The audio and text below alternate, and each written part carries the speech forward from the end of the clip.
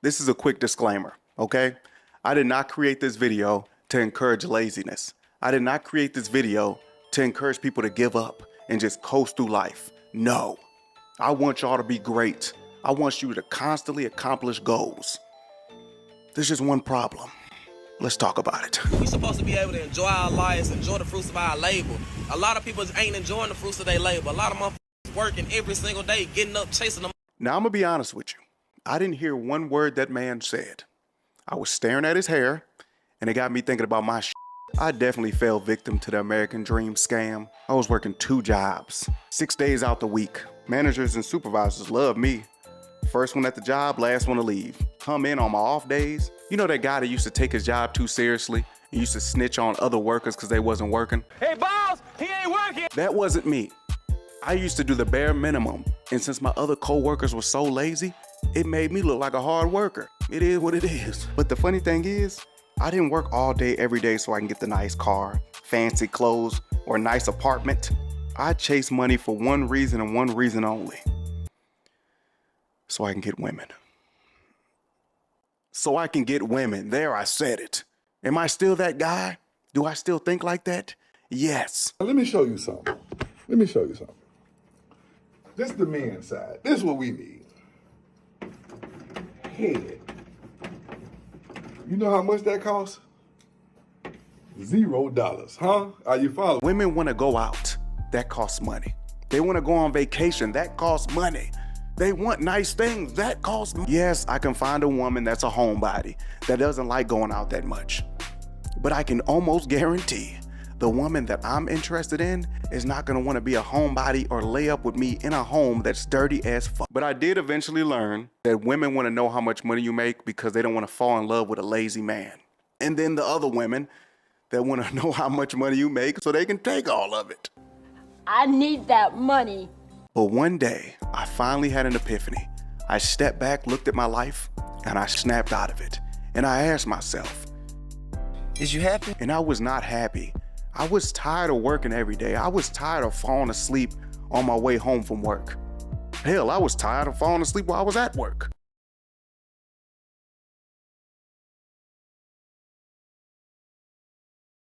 And for what? A couple extra $100 on my paycheck? And a couple $100 extra ain't gonna do nothing because taxes is gonna come out. Making a couple extra $100 just to spend it on a date with a girl that kinda likes me. Stupid.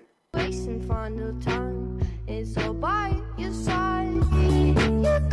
Or my favorite, make a couple extra $100 so all my friends think I'm rich and constantly ask me for money that they most likely won't pay back because they think I make a lot of money. Listen to me. I do not want you to make the same mistakes I've made and waste a lot of time and energy. You want to get rich? Well, you will not get rich working multiple jobs. Wealthy people get rich by using their minds, not their bodies. Yes, they have multiple incomes, but it's passive income. They make it while they are asleep. So Gen Z getting backlash and being called the lazy generation makes no sense to me. Gen Zs have the reputation for being amongst the very worst workers. We got this one from the Daily Mail. Bosses are firing Gen Z workers in record time. When it comes to the future of our country's workforce, many business owners fear we are in serious trouble. All their parents and their grandpas and grandmas and pawpaws, they sat back and watched everybody in their family work 9 to 5s. And it's a terrible time, by the way. It is not an exciting life. And they want to go a different route. And the internet is not only making them feel bad for being broke and having a boring life,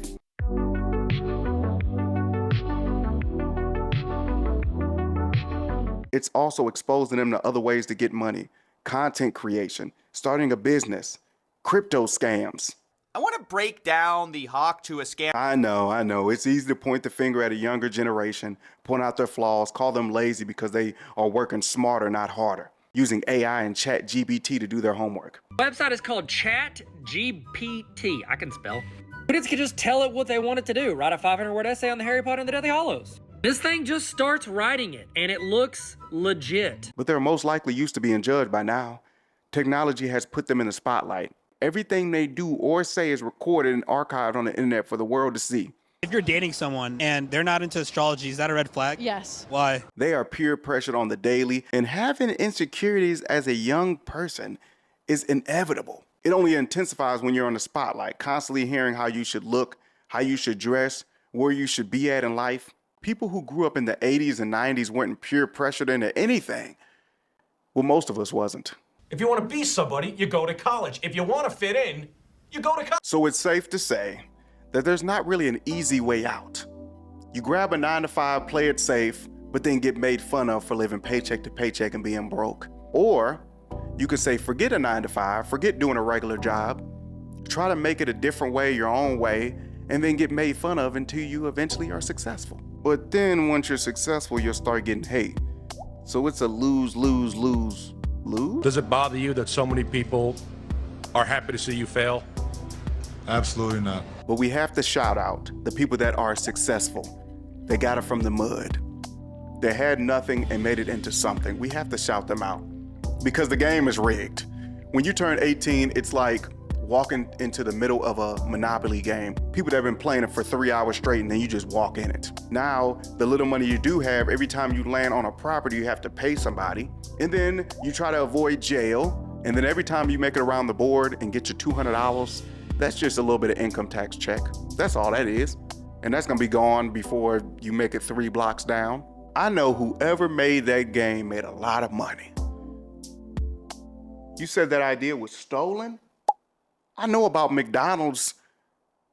They stole it? That's crazy.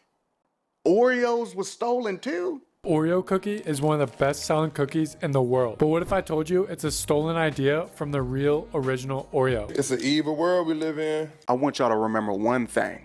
They feed us lies, making us feel like we all have an equal opportunity. All we have to do is work hard and be disciplined, and that will increase the chances of being successful. And then reality kicks in.